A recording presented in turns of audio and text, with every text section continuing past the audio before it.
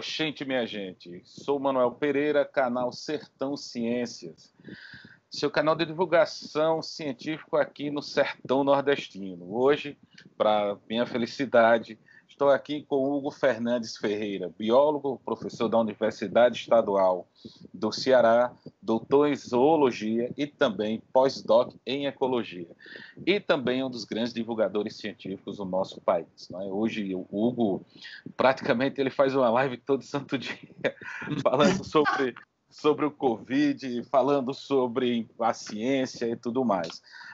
Hugo, se apresente às pessoas aí, para quem não lhe conhece, para quem conhece, quer saber mais um pouquinho sobre você, como é que você começa esse seu trabalho de divulgação científica, como é que você chega, não é, a ser, posso dizer, certamente uma das grandes influências na divulgação científica no país, né? Obrigado, mano. Obrigado pelas palavras. Eu primeiro agradeço também o convite, né? Olá a todas e todos. Prazer imenso aqui estar com meu parceiro, Manuel. Eu me formei em 2008, né? Eu sou biólogo, embora seja mineiro, eu sou formado pela Federal do Ceará. Então, já tenho aí 12 anos de carreira, né, de profissão. Só que em 2010... e com o que eu trabalho? Eu trabalho principalmente com conservação de fauna, eu trabalho com impactos humanos sobre a fauna silvestre, sobretudo mamíferos, mas eu trabalho com fauna terrestre de uma forma geral. Então, eu trabalho com conservação de fauna, né, sobre os impactos humanos em relação aos animais silvestres, sobretudo mamíferos, mas trabalho com outros animais terrestres também, como répteis, anfíbios, aves, enfim. Eu estudo, por exemplo, a caça de animais silvestres, o tráfico, o atropelamento de fauna, o comércio de animais silvestres para fins medicinais, por exemplo. Então, uma correlação com o que está havendo agora, né? A gente está nessa situação por conta de comércio de animais silvestres, né? Então, eu trabalho com isso. Só que em 2010, ou seja, 10 anos atrás, eu estava no mestrado, e depois do incêndio do Butantã, eu fiquei muito chocado, mas eu notei que só eu estava me chocando com aquilo. Só eu, assim, né? Dentro de casa, pelo menos, e ali, para as pessoas que não eram biólogas, ninguém estava notando a gravidade daquilo. E nem minha mãe. E aí eu vi, caramba, se nem minha mãe está entendendo o que eu faço, a importância de ter, por exemplo, um museu pegando fogo, o tamanho desse problema... então eu vou ter que escrever, né? Eu vou ter que escrever alguma coisa. Eu comecei a escrever ali. E aí eu passei a escrever muito no Facebook, postava uma foto de um bicho, por exemplo. Eu trabalhava muito em campo, né? Fiquei quase 9 anos da minha vida num campo bem duro, assim, né? Bem isolado e tal, né? Estive em todos os biomas do Brasil trabalhando. E eu postava uma foto de um bicho, colocava informação, alguma coisa nesse sentido. E aí, depois de um tempo, eu fui convidado para um TEDx, né? Que é aquela marca TED, né? A marca global de compartilhamento de ideias, né? Sim. E aí, um convite muito honroso, diga-se de passagem, porque eu não furava tantas bolhas assim naquela época, mas alguém achou interessante o que eu estava fazendo. Então, depois dali, eu fui para a televisão. Então, eu fiquei 5 anos no SBT do Ceará, um momento super bacana, porque foi quando eu consegui falar para um público super novo, que é a Dona Maria José. Dona Maria José era o perfil do meu público, eu dava esse nome para esse perfil de público, que é aquela senhora que está fazendo almoço às 11 horas da manhã, vendo televisão aberta, e na periferia da cidade de Fortaleza, que é onde eu moro, né? Sim. Então foi muito legal isso, né? Desde então, eu saí agora em dezembro para tocar outro projeto também no mesmo sistema de comunicação, que está suspenso por conta do coronavírus, mas eu continuo na tribuna Band News FM aqui do Ceará, com uma coluna de ciência e política. E desde o ano passado as minhas redes sociais cresceram muito, sobretudo o Instagram, porque eu comecei a fazer uns stories sobre alguns problemas que estavam relacionados com a questão científica, mas que também estavam relacionados com questões políticas, por exemplo, as queimadas na Amazônia, o óleo que chegou no Nordeste, as queimadas na Austrália, o corte de verba, exatamente no orçamento do Ministério da Educação e da Ciência, e agora por conta do coronavírus também, né? Sim. Então, eu estou produzindo sobre redes sociais. Ano passado, eu comecei a ser Green Tea, né? Eu recebi uma bolsa do Instituto, uma bolsa não, um financiamento, né? Do Instituto Serrapilheira, e renovei com eles agora em 2020 também para tocar projetos de divulgação científica, sem deixar de lado o meu mundo, que é o mundo da pesquisa. Eu sou professor da Estadual do Ceará, oriento na Federal do Ceará e na Federal de Minas Gerais. Então, são dois mundos que acabam se complementando, mas que, de fato, têm cada um as suas particularidades. Beleza. Como é que você foi adaptando a linguagem do professor, do acadêmico, para passar para essas pessoas, para a Dona Maria, para seu José, que estavam ali na hora do almoço, vendo um programa falando sobre a divulgação científica aí na TV do Ceará, não é? Se não me engano, é o ZOA. Eu estava fazendo uma pesquisa aqui, esse programa, né? O ZOA. Não é? Esse programa ainda existe? Não, eu saí em dezembro. Ah, tá. Para tocar outro projeto no sistema jangadeiro de comunicação, mas ele está suspenso. Mas o ZOA foi esse programa sobre animais silvestres, onde eu fiquei ali 5 anos. E agora eu estou numa outra pegada, que é uma pegada de falar mais sobre ciência num debate, a importância da ciência no debate político, inclusive, né? Da valorização da ciência como um todo, que inclui, obviamente, conservação de fauna, mas não se limita, então. Hoje eu estou mais nessa pegada. A adaptação, Manuel, ela veio meio que por um treino, vamos dizer assim, muito longo, né? Nós, acadêmicos, não somos treinados, ensinados ou formados para falar com um público que não é o nosso, que não é o dos nossos pares. Nós somos treinados para fazer banner, pôster, artigo científico, palestra científica, e olhe lá, né? Porque esse treinamento ele não é algo que, em média, seja muito bem construído na universidade, mas sim com a própria vivência. Então, a minha vivência também foi a que deu a oportunidade de poder falar com diversos tipos de público, né? Eu falo desde aquela senhora que está na televisão aberta, ao empresário que está escutando a Band News, ao jovem que está nas redes sociais, enfim. Até agora, até com criança, o ZOA fazia algum sucesso, mas eu nunca toquei um projeto exclusivamente infantil, quem sabe um dia. Mas isso, Manuel, ela vem da vivência, mas eu tive a oportunidade de, antes de ser biólogo, na minha adolescência, com 14, 15 anos, eu trabalhei numa rádio, né? Fiquei 5 anos na rádio. Então, e isso é uma coisa que me deu ali uma possibilidade, vamos dizer assim, exato, de dinamismo, de saber o que falar e o que não falar, de que forma. E também, por incrível que pareça, eu acredito muito isso ao palco, né? Eu sou músico. Músico não, porque eu acho que até é desrespeito eu falar que eu sou músico. Eu toco instrumentos. Mas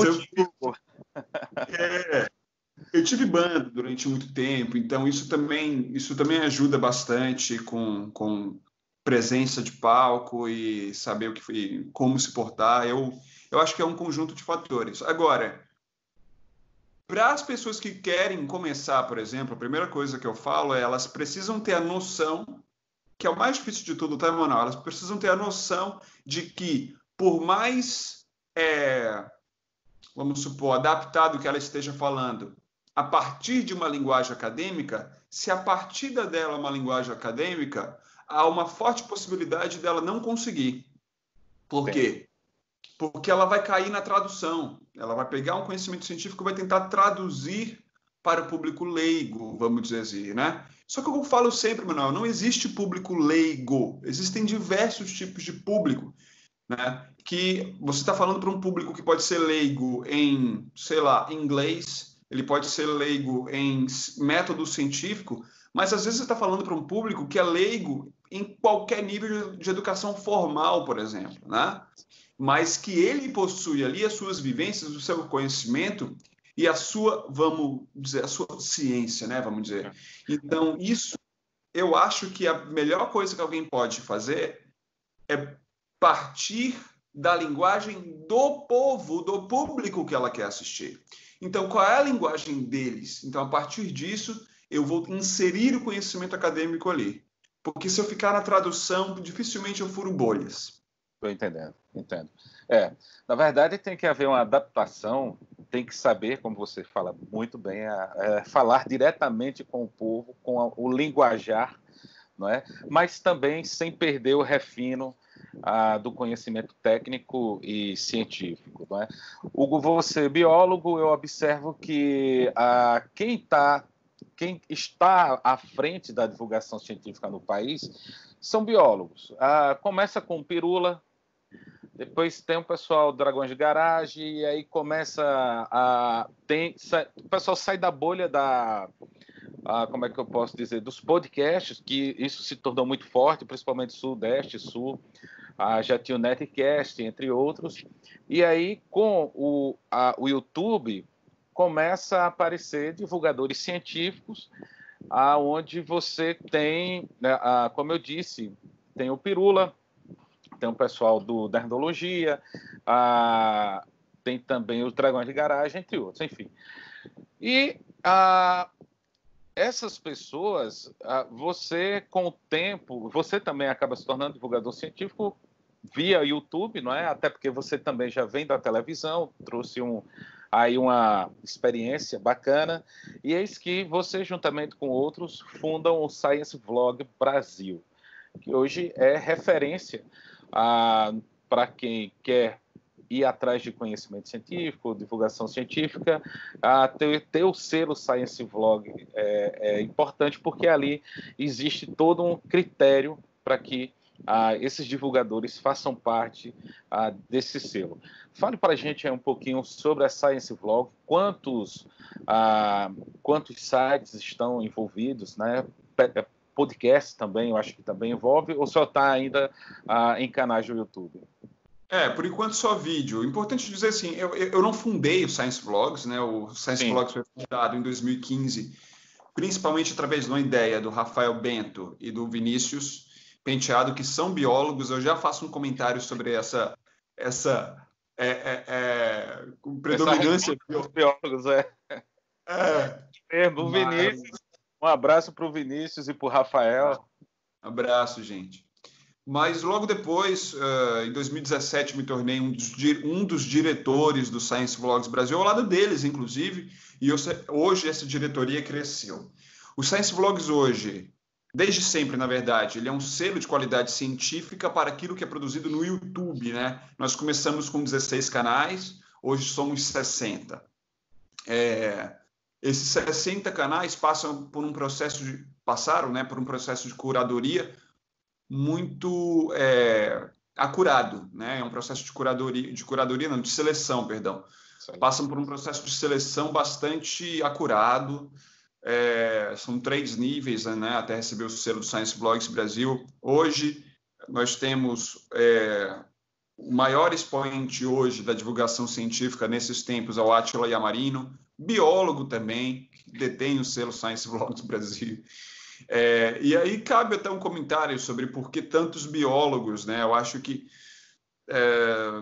no século passado, né, até 99, nós vivemos a era da física, né? A física foi a máquina desse trem, né? A máquina desse trem da ciência puxando todos os outros vagões em termos de visibilidade. Tem um fator relacionado com a corrida espacial. Isso. E tem o fator também relacionado às questões de desenvolvimento da energia nuclear e também sobre o desenvolvimento de máquinas para exames, exemplo, tomógrafos, né? Por aí vai. Perfeito, você falou tudo.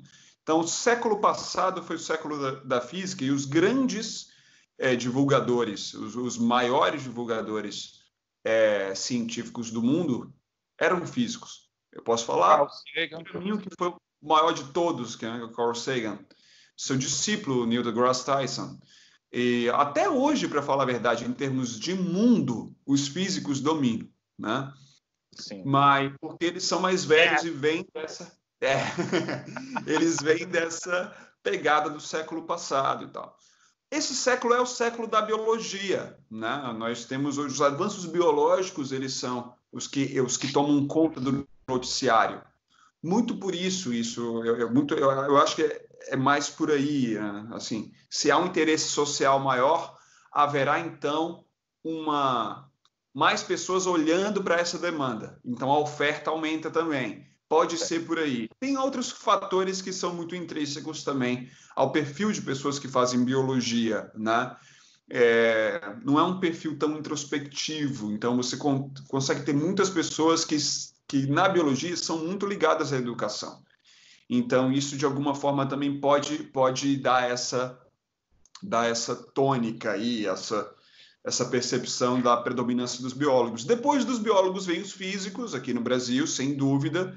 Temos aí Pedro Loos, né, uma grande referência hoje, com mais de 1 milhão de inscritos.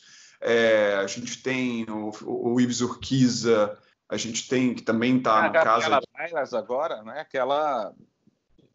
Não sei se você conhece, Gabriela Bailas, Sim, sim. que ela também tem feito trabalhos bem legais, né? Tem um Sim. canal, tem podcast e tudo mais. Depois até eu Física e coloco afins, aqui nos comentários. Física e afins, é muito bom. Isso, exatamente. Isso. Eu conheço Física e Afins, dentro da física também nós temos outros canais, como o Café Consciência, aqui do Felipe Raime, nós temos o Caio Gomes, nós temos uma porção de pessoas, bom, e aí uma série de pessoas que estão trabalhando com Só física abrindo também. um parêntese aqui, Hugo, que no caso a Science Vlogs também chancela canais de história, como de Márcia Jamil. Chancela canais de humanas também, sim. Isso, Sim. é interessante falar para não ficar o recorte que é somente ciências exatas, não? Não, assim, o que se chama hard science, né? O STEM, não é isso. A ideia do Science Vlogs é chancelar aquilo que tem embasamento científico. Então, não é qualquer canal de biologia que vai entrar lá, como também não é qualquer canal de história, né? Então, assim, se há menos canais de humanas, por exemplo, é porque, de fato, há poucos canais de humanas que realmente tenham ali um embasamento científico como uma premissa. Isso não é uma crítica às humanidades, não. Pelo contrário, é um convite, né? É um convite às humanidades para que produzam canais e outras formas de Você sabe, veiculação que envolvam esse tipo de embasamento, né? Então, a gente tem hoje o xadrez verbal, que é gigante, né? A gente tem história. minutos psíquicos, a gente tem, enfim, uma série de... Isso é fantástico. Isso. a gente tem uma série de canais que são das humanas. Vocês também têm, além do Átila, né, tem o Drauzio Varela. Para quem não sabe, né, hoje ele faz parte também do selo Science Vlogs. Ele, inclusive, fez um videozinho comentando sobre, não é? E imagino que deve ser um tremendo de um reconhecimento ter uma pessoa como o Drauzio Varela fazendo parte desse selo, não? É gigante, para falar a verdade, viu, cara? É uma honra imensa, para falar a verdade. Quando o Drauzio aceitou o convite, para a gente foi uma coisa super bacana. Foi um presente, vamos dizer assim, para o Science Vlogs, porque ele é uma referência, né? Ele é uma referência que está trabalhando com isso há muito tempo. Trabalhou na linha de frente presencial, talvez nos ambientes mais complicados do mundo, que são os presídios. Aí, logo depois, ele conseguiu ir para a televisão com uma humanidade que eu acho que é ímpar e com um apego à ciência que eu acho que é ímpar também. Todos nós nos inspiramos em Drauzio, de algum modo, né? Então, ter esse blog é maravilhoso. Correto. Vocês também conseguiram, na eleição de 2018, não é? A questão... 2018, a questão de entrevistar, ou quase todos os pré-candidatos a presidente, aonde vocês levaram questionamento como é que seria o programa, não é? A abordagem da ciência, não é? Por esses pré-candidatos. Dentre eles, você dá alguns destaques, seja eles positivos ou negativos? Claro. Foi um desafio enorme, realmente. A gente, em 3 meses, organizou uma sabatina presidencial, né? Com 8 candidaturas à presidência do Brasil. Foram 12 horas de transmissão ao vivo, ininterruptas, e 100 mil pessoas naquele momento, né? Naquele domingo, que assistiram a nossa live, que eu considero um marco realmente histórico, para a ciência brasileira, pelo menos relacionada à política. Então, ali a gente teve 3 meses de profunda loucura, de extrema loucura, mas conseguimos ali realmente fazer um evento muito bacana. Eu destaco, talvez, a presença das 8 candidaturas. Dali a gente pode destacar a presença de Ciro Gomes, que foi um candidato, né, de fato, porque a maioria mandou representação. Ciro Gomes foi um candidato naquele momento. Mas cabe ressaltar também a presença do Fernando Haddad, que foi a primeira vez que o Fernando Haddad apareceu como um nome representando o PT. O Lula tinha sido preso, né? E o candidato oficial ainda era o Lula. O PT tinha confirmado a sua participação, mas não tinha confirmado o nome. Nos 45 do segundo tempo, eles confirmam o nome do Haddad, e foi o primeiro evento onde o Haddad aparece como um representante do PT. E logo depois foi confirmado, então, como um candidato ao lado de sua vice, Manuela Dávila. Candidata vice Manuela Dávila. Mas eu acho que, como um destaque negativo, cito a ausência e a não resposta, né, a negativa do então candidato à presidência, hoje presidente Jair Bolsonaro. Ele já tinha, inclusive, no meio do processo, ele acabou contando com o Marcos Pontes como ministro possível, né? Sim. Que seria o ministro da Ciência. A gente muito tentou, inclusive, de passagem. O nome, pelo fato de ter astronauta, tudo mais, né? Sim, um nome muito comemorado. E o Marcos Pontes teve uma importância muito forte para o Brasil, né? Ele foi não só por ter ido para o espaço, mas ele foi realmente um cara que teve um treinamento de gestão muito bom.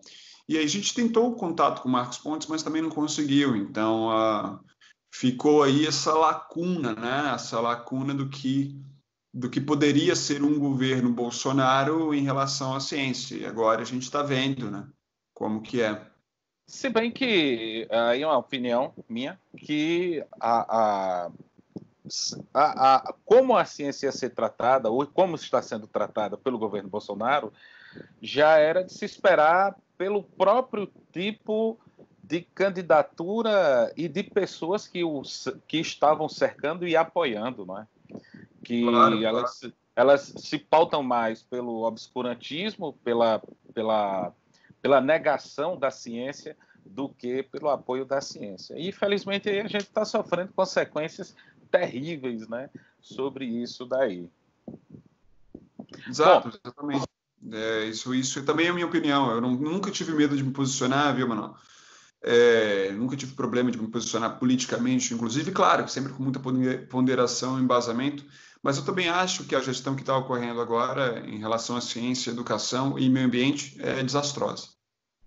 Muito triste mesmo.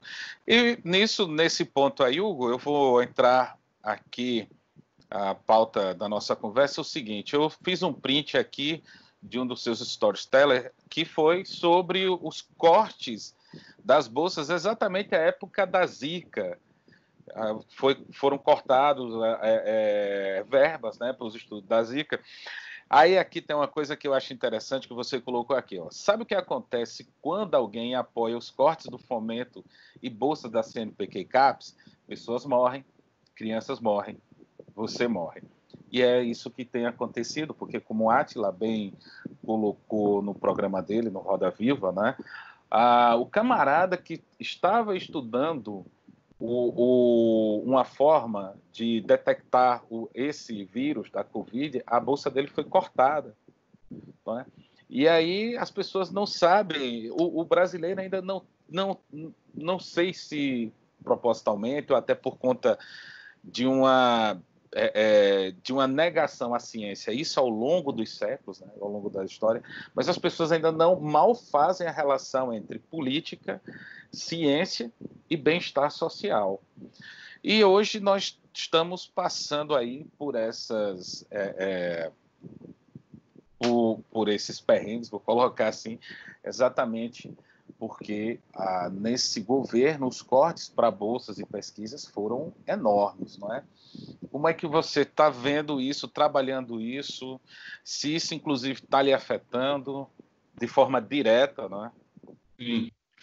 Então, você falou uma coisa super interessante, que é um paralelo, né, dos cortes na época do Zika. Na verdade, ali eu fiz uma correlação, que é a seguinte: a gente comemorou bastante quando o Brasil foi capa da Nature, com a descoberta das soluções para a Zika, né? E, inclusive, foi uma descoberta de uma pesquisadora. Eu fiz essa relação que é o seguinte: a professora que liderou a boa parte das pesquisas, essa professora, ela era financiada pelo CNPq, o doutorado foi financiado pelo CNPq, o mestrado.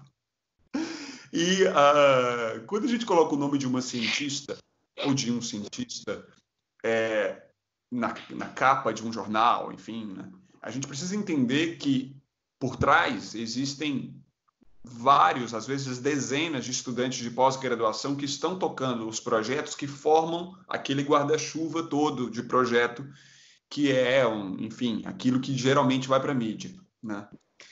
Então, sem bolsa de pós-graduação, você não faz ciência no Brasil. A gente está muito acostumado em dar palco para os grandes nomes, e merece, não estou falando que não, né, que é o líder daquela pesquisa, mas sem os estudantes de pós-graduação, aquela pesquisa seria inviável.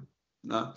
Porque inclusive, não há como um ser humano, por exemplo, um professor, ainda por cima com todas as funções que ele exerce, fazer todas as pesquisas e todos os testes e todas as análises e todas as discussões. Então, quando você corta a bolsa, você está cortando a possibilidade de nós vencermos uma epidemia, por exemplo. É isso que acontece quando se corta a bolsa, e isso está acontecendo no meio de uma epidemia. Então, isso é Parece que o castigo veio a cavalo, como as pessoas dizem, né? Não, pior do que o castigo vir a cavalo é que o castigo está vindo a cavalo e o cavalo está defecando na nossa cara. Porque é isso que está acontecendo, porque no meio de uma pandemia, a gente está cortando pesquisas que poderiam salvar vidas. Então, isso é realmente uma coisa um tanto quanto grave. Assim. Mas isso nunca vai mudar, Manuel, se a gente não mostrar para as pessoas que ciência é importante. Que ciência tem que ser, em absoluto, tem que ser absoluto um tema que importe para ela na hora dela votar. Tem que ser um buffet que com qual ela se importe. Né? Então, e isso só vai acontecer na hora que a gente levantar a bunda da cadeira e falar com as pessoas. Né? Exato. Aí, rapidinho, eu vou voltar aqui ao ponto da divulgação científica através dos canais de YouTube. Você tem mais ou menos a projeção de quantas pessoas acessam os vídeos ligados à Science Vlog? Quantas pessoas? Nossa, a gente tem algo. Vamos lá, vou fazer com e sem Manual do Mundo, tá? Tá. E nós temos o Manual do Mundo no Science Vlogs Brasil, né? Só que só o Manual do Mundo dá 12 milhões de inscritos. Então, contando, eu não sei quantos inscritos teria, por exemplo, todos os canais do Science Vlogs Brasil, porque a interseção é imensa, mas de inscrições são 23 milhões, ok? Bacana. De visualizações dá quase 6 bilhões. 6 bilhões? Bilhões de Nossa, visualizações. Só que só o Manual do Mundo tem metade. caramba, caramba. É porque, É, exatamente, o que é porque eu observo o seguinte, veja, você tem esses canais sensacionalistas, né? Exemplo, fatos desconhecidos, fato não sei o quê, sempre começa falando de um evento, aí já mistura ufologia, já mistura a, a, um bocado de desinformação, na verdade, né? Como é conspirações, né? Como é a questão das conspirações, não é? E observa-se que eles têm aí para mais de 1 milhão de seguidores. E aí sabe-se dizer se são robôs ou conseguidos através, acho que é clickbait, não é esse termo, não clickbait. é? Exato. E então, eu como professor observo muitos alunos chegarem trazendo mais informações desses sites sensacionalistas do que dos sites ou que fazem parte do Science Vlog, ou também não, porque tem alguns que não fazem parte, mas mesmo assim ainda passam a informação de forma correta, com embasamento científico e tudo mais. E aí, no caso, como é que a gente pode combater isso? Se existe algum mecanismo regulador no YouTube para poder parar? É, isso de mecanismo regulador é um assunto tanto quanto polêmico, porque mexe com muita coisa, né? Mexe com possibilidade de censura, enfim. O Science Vlogs ele nasceu justamente para poder não ser regulador, mas para ser um certificador daquilo que é cientificamente bem produzido, né? Ele nasceu justamente por conta da presença de diversos canais que propagavam e ainda propagam pasmaceiras absurdas, né? E que ganham milhões e milhões de inscritos, porque a conspiração, As teorias o da conspiração. sobrenatural, vamos dizer assim, ele é uma coisa que chama realmente muita atenção, né? Porque ele dá à pessoa aquele sentimento de eu sei uma parada que você não sabe, agora você vai ficar sabendo também, entendeu? Vou Então, compartilhar com você a informação, ó, é. entre nós, mas é um segredo que pouca gente sabe. Mas sabe o que eu acho, Manuel? Vai passar, cara.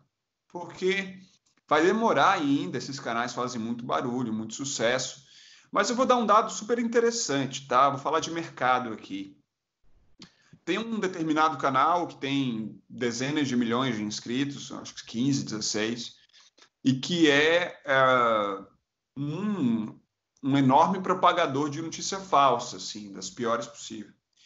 O que ele cobra, por exemplo, para fazer uma campanha para uma marca é igual ao que um dos nossos colaboradores que tem 1,5 milhão de inscritos cobra também. Por quê? Esse nosso colaborador que tem 12 vezes menos inscritos do que esse canal conspiracionista, vamos dizer assim, ele tem uma coisa que esse canal nunca vai ter, que é credibilidade. Credibilidade. Então, isso vai ser com o tempo, isso vai ser percebido de uma forma cada vez mais acurada. Eu vou dar, por exemplo, 2 reportagens que saíram essa semana. Uma do UOL, numa coluna chamada Tab, e a outra da Veja, São Paulo. Eles falavam sobre os novos influenciadores de ciência. Maioria esmagadora do Science Vlogs Brasil, se não todos. Sim. Se não todos. E uma presença desses caras que chegavam a ganhar prêmio de ciência. Prêmio de Caramba! insight. Insight. Pô, teve um que ganhou um prêmio da IG, novo IG, mas chegou a ganhar um prêmio de ciência, que era um prêmio bom, o prêmio IG de internet era muito bom. E esse canal ganhou, então.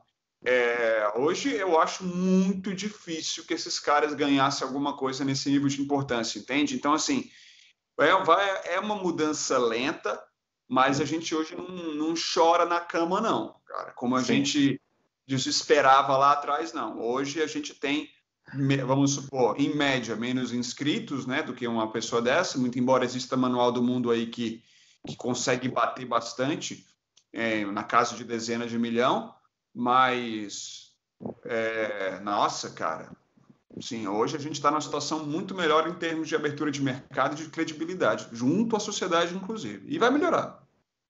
Agora, você acha que esse momento que nós estamos passando do corona e etc., isso vai impulsionar que as pessoas procurem novas fontes confiáveis de informação?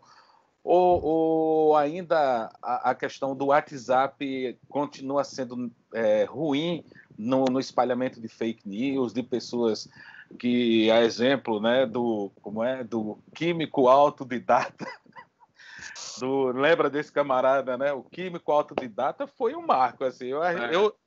Eu botei aquilo na sala para os meus alunos, para a gente sair analisando, né, a fala do cara, etc.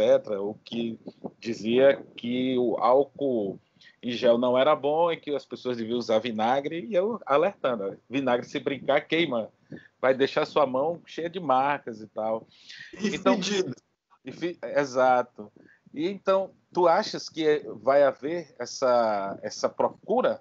Ou se já está havendo essa procura por informações em fontes mais confiáveis?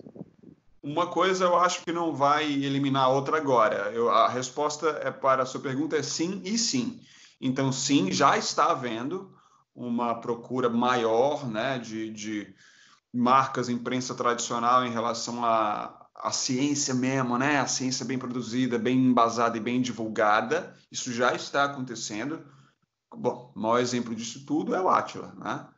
Que bateu o recorde histórico do Sérgio Moro no Roda Viva. Então, isso aí, para mim, é um sinal, é o melhor sinal possível, né? Agora, ao mesmo tempo, ainda não tem como bater a desinformação que ocorre no WhatsApp, porque eu posso inventar alguma coisa sobre qualquer pessoa e jogar isso no WhatsApp, eu não vou nem saber quem foi. Eu realmente acho que, tomando todo cuidado com o discurso de censura e coisas nesse sentido, eu acho que essa lógica um dia vai precisar mudar, cara, porque não é possível que se permita que uma rede seja uma fonte de desinformação e eu não conseguir achar o culpado. Né? Então, isso é uma coisa que eu acho que falta assim, também... Como resolver sem tocar no assunto de regulação de mídia? Realmente eu não sei, mas também não quero encampar um discurso controlador, autoritário, não é isso, né? Mas, ao mesmo tempo, também falta também pegar essas pessoas que espalham fake news também e dar algum tipo de punição. Porque... Mas se eu não acho as pessoas, como eu vou fazer isso? Olha, a Polícia Federal tem como achar, né? Quando se quer, acha. Mas, enfim, se bem que tem muitos robôs, não é? Tem empresas que não são brasileiras, que são pagas para gerar esse tipo de conteúdo também, e que entendo que, de certa forma, até um pouco difícil rastrear.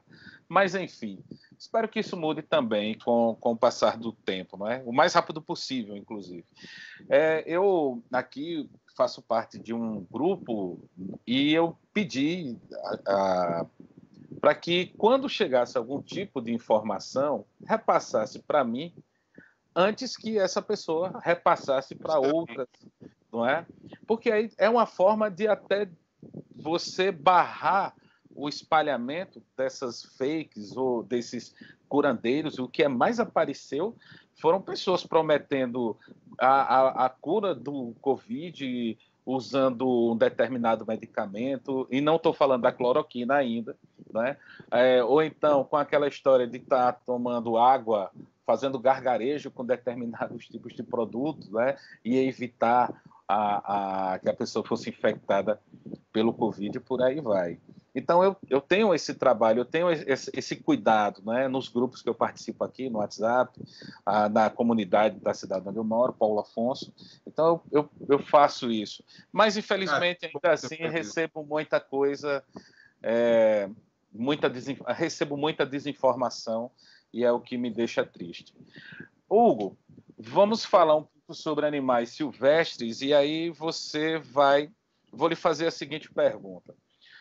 supõe-se, você me corrija se eu estiver errado, que o corona surge a partir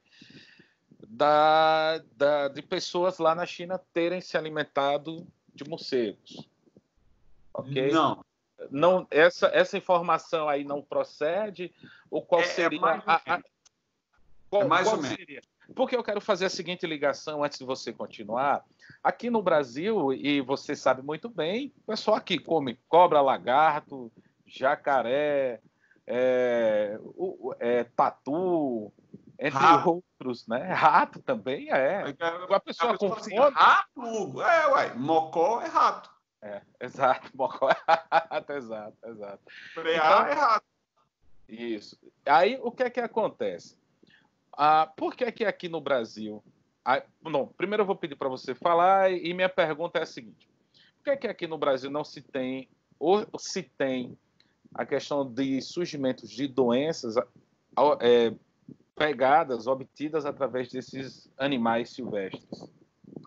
Cara, deixa eu logo responder essa pergunta, tá? Antes de passar para a questão do coronavírus. Tem sim. Você que está aí nos assistindo pela internet, abre uma janela aí e coloca tatu hanseníase. Então, aos nossos caçadores e consumidores de tatu, cuidado, ok? Isso aí é um problema muito sério.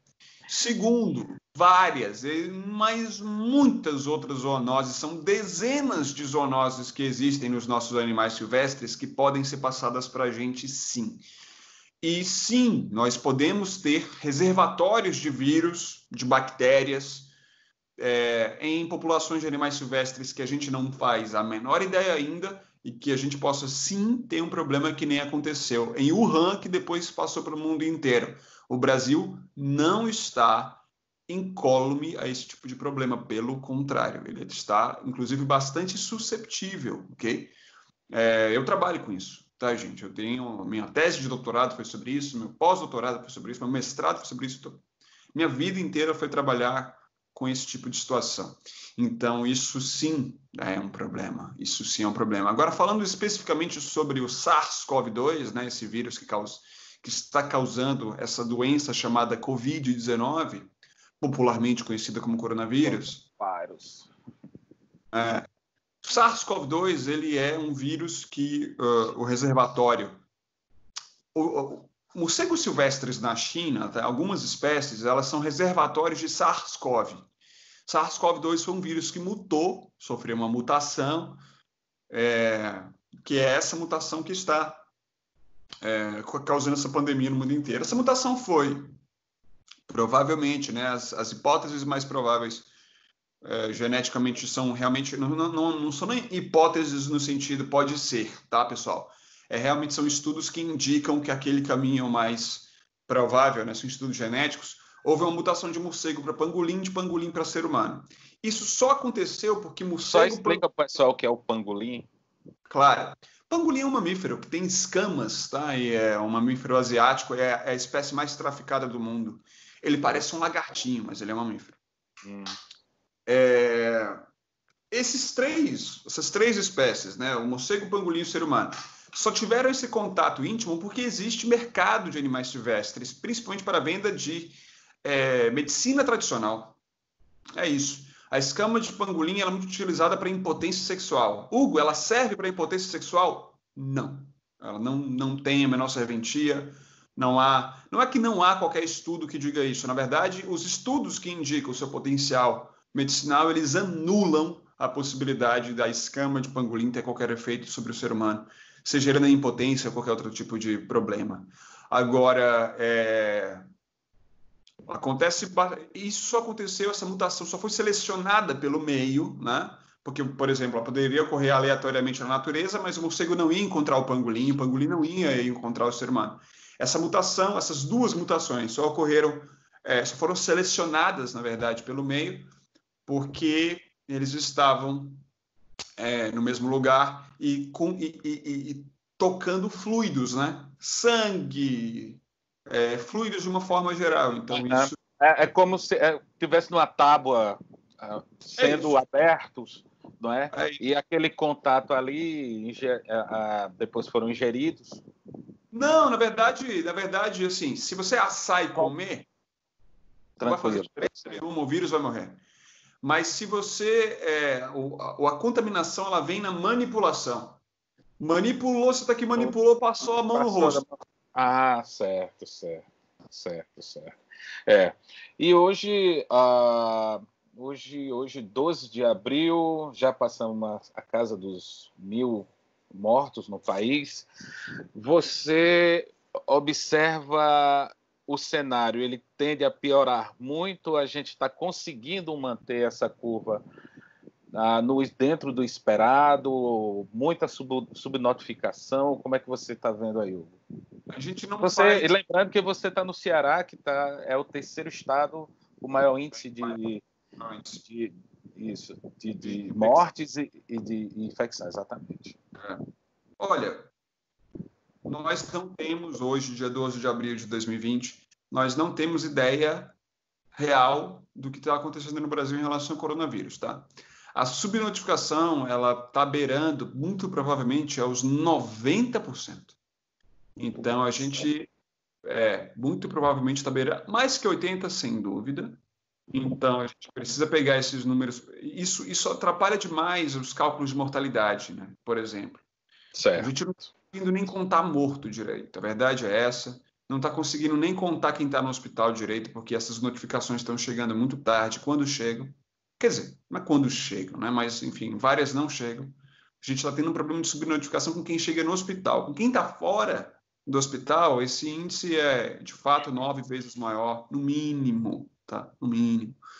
Então, isso atrapalha até os cálculos de mortalidade, porque, claro, se você só testa quem chega no hospital, quem está em nível de hospital, quem está em nível de hospital tem mais chance de morrer que alguém que está com coronavírus e está em casa, né, sem sintomas graves. Então, mais gente vai morrer, se só testa quem está no hospital, então essa porcentagem acaba aumentando, mas as estimativas aí apontam que a mortalidade de Covid é de 1%. Então, se a gente conseguir contar morto direitinho, talvez a gente consiga ter uma noção do que é infecção. Agora, então, se a gente tem, vamos supor, 1.000 mortos, é para ter 100 mil casos, vamos dizer. Mas o problema é que a gente não está sabendo contar quantas mortes também. Então, o problema é grave, tá, pessoal? O problema vai piorar. Hoje é 12 de abril, o pico vai ser final de abril, começo de maio. O problema vai piorar bastante, mas como tudo nessa vida, ele vai se estabilizar e depois passa. Agora, você observa, tem estados que nesse momento não tem casos. Aliás, tem pouquíssimos casos e outros. São Paulo, Rio, Amazonas agora, o Ceará, já estão bem avançados na questão da contaminação, a quantidade de pessoas. O país inteiro vai ter que passar por essa infecção, vai ter que experimentar, entenda o que eu estou falando, de ter, pelo fato das pessoas também criarem algum tipo de imunidade e assim desacelerar com o tempo a contaminação no país todo? Vamos lá. Todos os seres humanos da Terra, a não ser aqueles que já se curaram de coronavírus e que, em hipótese, estão imunes, eles estão propensos a pegar coronavírus. Então, todo ser humano na Terra, ele é uma potencial vítima da infecção, não necessariamente de morte, mas vítima da infecção de coronavírus. Isso significa dizer que todos os seres humanos vão pegar? Não mesmo, né? Isso aí vai depender muito de como vai se dar a curva de contágio. Essa curva de contágio a gente não sabe dizer. Eu não sei dizer se os estados que têm pouco caso mesmo. Ou é porque não está notificando, mas a gente sabe que nós teremos aí uma disseminação em nível nacional, sim. Não estou falando todos os municípios, mas sem dúvida todos os estados vão passar por situações preocupantes em relação aos seus sistemas de saúde, né? Uns mais na frente, outros estão logo. Mas o que a gente sabe é que quanto mais a gente realmente respeitar as recomendações da OMS, respeitar as políticas de distanciamento social, maior vai ser a possibilidade da gente baixar a curva de contágio. Então, o contágio vai se dar de uma forma mais lenta, porque esse é o problema do vírus, tá, Manuel? O problema é que ele é muito rápido, ok? O contágio dele é muito rápido, não dá tempo das pessoas ficarem doentes, sararem e desafogarem um sistema de saúde para alguém que fica doente. Tá todo mundo doente ao mesmo tempo, todo mundo que fala assim, né? Uma grande quantidade de pessoas doentes ao mesmo tempo. Então, isso é muito complicado, né? Então, por isso que sim, ainda, por mais que a gente tenha remédios que sejam promissores ou não tão promissores assim, mas por mais que existam remédios, esses remédios não vão substituir as políticas de quarentena. Sim. Você estima ainda que seria prudente passarmos ainda 2, 3 meses em quarentena? Ou e aí vai de acordo por estado? É difícil dizer. Na terça-feira eu vou lançar um vídeo mostrando para as pessoas por que a gente não consegue responder agora quando que a gente vai sair da quarentena, né? Por quê? Porque eu não tenho exatamente o comportamento da curva, né? Então eu vou usar a canetinha aqui para tentar ilustrar. Vamos supor que a curva do Brasil esteja aqui, ok? Isso são os dados oficiais, tá? Ela está aqui. Mas, na verdade, a gente sabe que ela está maior do que isso. Só que quanto que ela está maior que isso, Manuel? Ela está aqui ou ela está aqui? Ela está muito íngreme e vai bater? Ou ela vai mais lenta, baixando a curva, já que alguns estados, aliás, todos os estados, né, entraram em algum nível de quarentena?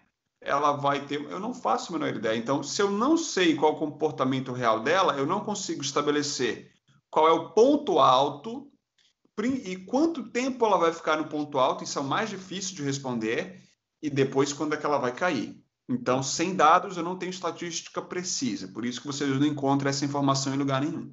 Estou entendendo.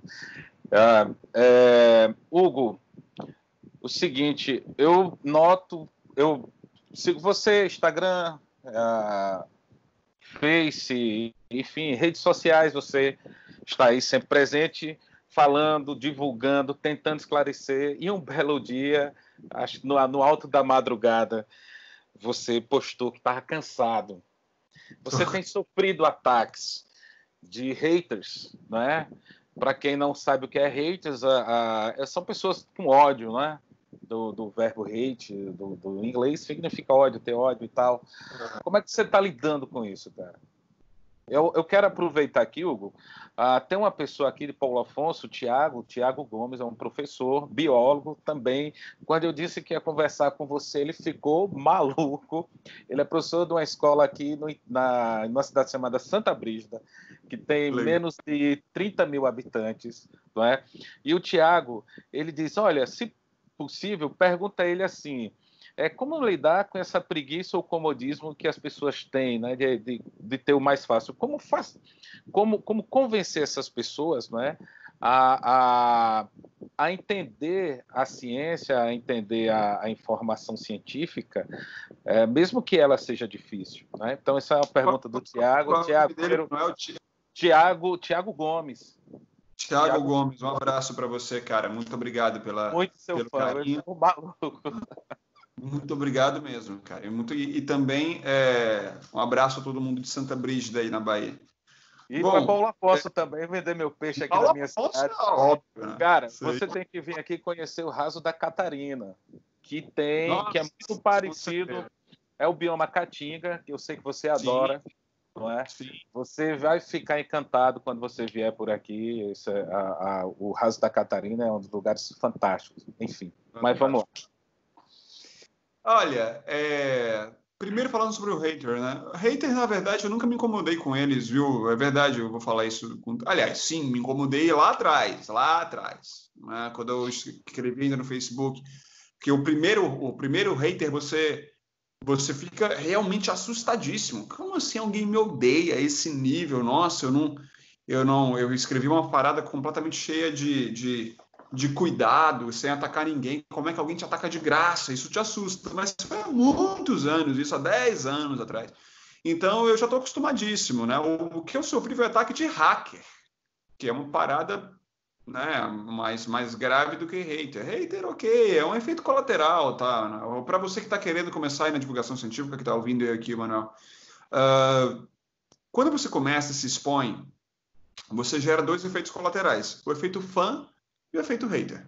O efeito fã é muito legal, porra, sabe, é um carinho imenso que eu tenho pelas pessoas, mas também, se você prestar atenção só no fã, você vai enviesar aquilo que você fala, e é muito perigoso isso. Se você fala só para fãs, possivelmente você pode errar, e você vai insistir no seu erro, por mais errado que você esteja, né? Porque você só vai prestar atenção em quem te aplaude em qualquer situação, entendeu? A pessoa fica Mas encantado, né? Ou encantada. isso, cara. Agora, e o hater? Pô, você não tem que prestar atenção nesse cara. Claro, prestar atenção no seguinte: será que dentro daquele ódio dele ele fez uma crítica que é pertinente? Você filtra. Ah, legal, pô. Dentro do ódio dele ele fez uma crítica que, ok. Mas se ele te chamou de, sei lá, petralha ou bolsominion, se ele te chamou de, sei lá, alguma coisa nesse sentido, se ele te qualificou de alguma forma dentro de um lado político ou Sim. outro, xingou, sabe? Para que você vai prestar atenção nesse cara? Então, relaxa. Com relação à pergunta do Thiago, em relação a comodismo, Thiago, eu vou te falar uma parada assim. Eu acho que cada um vai lidar com as coisas de uma forma diferente e isso não seria diferente para divulgação científica. Tá? Eu não consigo cobrar das pessoas que façam divulgação, por exemplo. Né?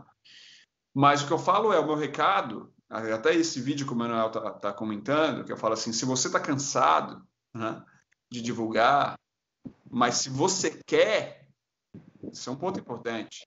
Não se desespere porque você teve a primeira barreira ali daquela pessoa que não te ouviu. Passa para o próximo.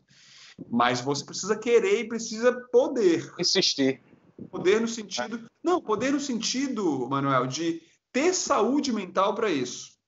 Se você não está com a saúde mental legal, para. Vá descansar, vá tranquilo, entendeu? Agora, cansa, galera, cansa bastante. Eu estou muito cansado, eu estou trabalhando 18 horas por dia, eu estou numa situação que tá. Eu nunca trabalhei tanto. Não, minto. Eu não posso dizer que eu nunca trabalhei tanto, que eu em média trabalho muito, mas assim, eu acho que eu nunca trabalhei num nível de pressão durante tanto tempo, né? Eu trabalho sob pressão, todo acadêmico trabalha sob pressão, mas eu acho que durante tanto tempo assim, eu acho que só na minha tese de doutorado. Mas era eu, né? Era eu. Isso é muito importante dizer. Se eu não entregasse a tese, o problema era meu. Hoje não.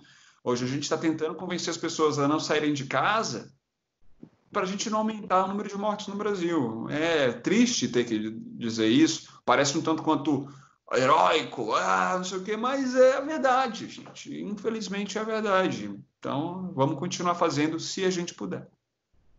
Beleza. Eu não sei se tu lembras, mas nós nos conhecemos no Rio de Janeiro, setembro, né, de 2018.